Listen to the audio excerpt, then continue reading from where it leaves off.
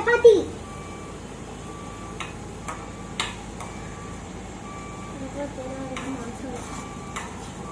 Dah terus selesai. Selesai. Ya, कैसे पढ़ को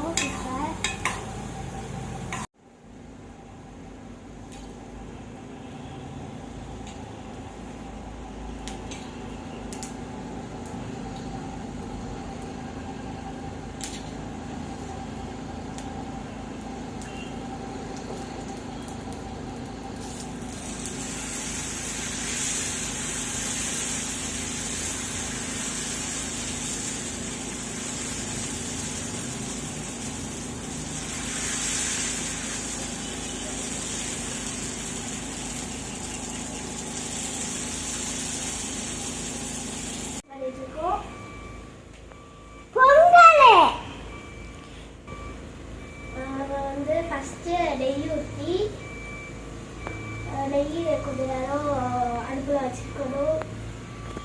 அதுக்கப்புறம் முந்திரி பிஸ்தா முந்திரி பருப்பு கிஸ்மிஸ் ஏலக்காய் இதெல்லாம் கொஞ்சம் ஆட் பண்ணி கிண்டி விடணும்.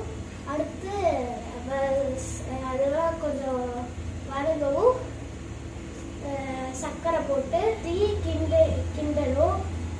அப்புறம் சர்க்கரை போடணும். அது கொஞ்சம் நேரம் கிண்டணும்.